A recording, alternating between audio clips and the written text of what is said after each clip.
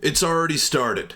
The soap opera that is the Dallas Cowboys offseason is underway a little bit earlier than usual because they're not going to be participating in the playoffs, but the sagas, the dramas, and just the overblown stories have already begun for this Cowboys squad, and the first round of the playoffs didn't even start yet. So let's break it down and much more on this episode of Cowboys Digest.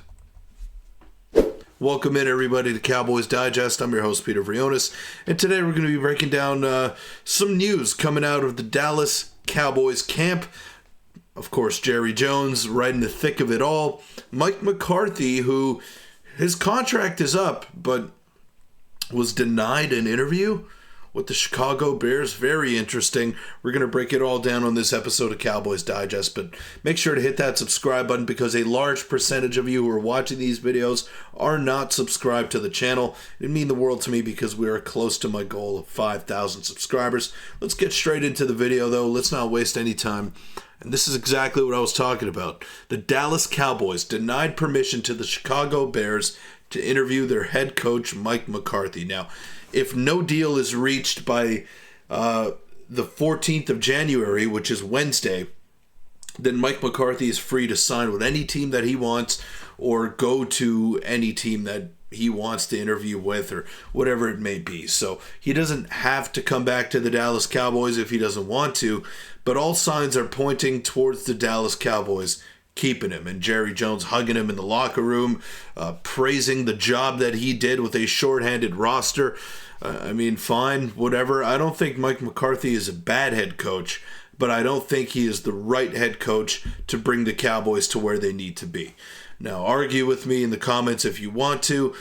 Everyone is entitled to their opinion. I just think Mike McCarthy's play calling does not get the most out of the offensive talent that he has on his field. And granted, there wasn't much to speak of this year. CeeDee Lamb was dealing with an injury. Then you had Dak Prescott go out early in the season. You don't really have all your weapons at your disposal. I understand that, but now with the Cowboys seemingly poised to pick a position of skill in this upcoming draft, I don't know if Mike McCarthy is the right one to acclimate them into a system. It remains to be seen, but I feel like this is the window right now for the Cowboys to win, especially if they come out of there with a very strong draft class, which is possible. There's a lot of great talent right where they're picking in the first round at number 12. So I'd like to see a fresh voice in there, someone that has a little bit more flair to their offensive play calling.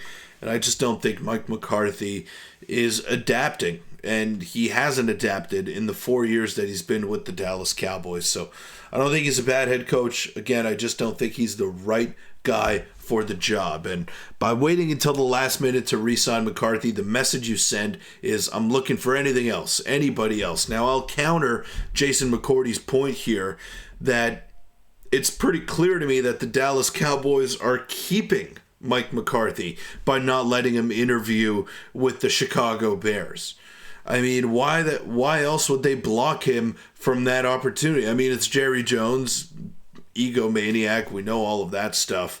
But why wouldn't they just let him go, get rid of the problem, and start your head coaching search right away, as opposed to just dragging this process on and then having to bring Mike McCarthy back because there's just nobody else better on the market. So I don't think that the Cowboys are actively looking to replace him at this point. I think they're going to bring him back, and that's a tough pill to swallow for some Cowboy fans that are out there. Now, also, the other way that we got to look at it is from the Chicago Bears perspective, who are probably going to get a chance to interview him next Wednesday after being initially denied. He knows the division well. He develops QBs, and he's a leader, but I don't think that'll work out either. And the Bears need somebody that is going to go in there and just transform the whole culture. Not someone that has been around. You need a fresh start. You have a fresh quarterback. You have a fresh young roster. You need a fresh new head coach. You need a new perspective. You need someone that is going to reinvent the wheel. You don't need somebody that is going to regurgitate the same garbage, not get the most out of Caleb Williams, and then you're in this coaching carousel yet again. You have a first overall pick who already is on his third head coach in the National Football League. That is problematic. So I think they're going to want to find some stability, and for that to happen, I mean, you want to try to go with a newer guy. At least I would think so. So Bears, it would make sense for them to get Mike McCarthy because similar to the Cowboys, they're a very dysfunctional organization. So I would not be shocked if Chicago went the McCarthy route, but I just don't think that's the right fit for them. Now, I've found this pretty interesting as well from Flieger and Briggs. Now, Mike McCarthy in the last 4 years, 43-25, 1-3 in the playoffs. And then Mike Tomlin, 38-29-1, and in the playoffs, 0-3. Tell me why everyone thinks McCarthy should be on the hot seat, yet Tomlin seems to be untouchable. I think the reason for that is because the Dallas Cowboys have much better rosters than the Pittsburgh Steelers. Mike Tomlin consistently gets the most out of his guys.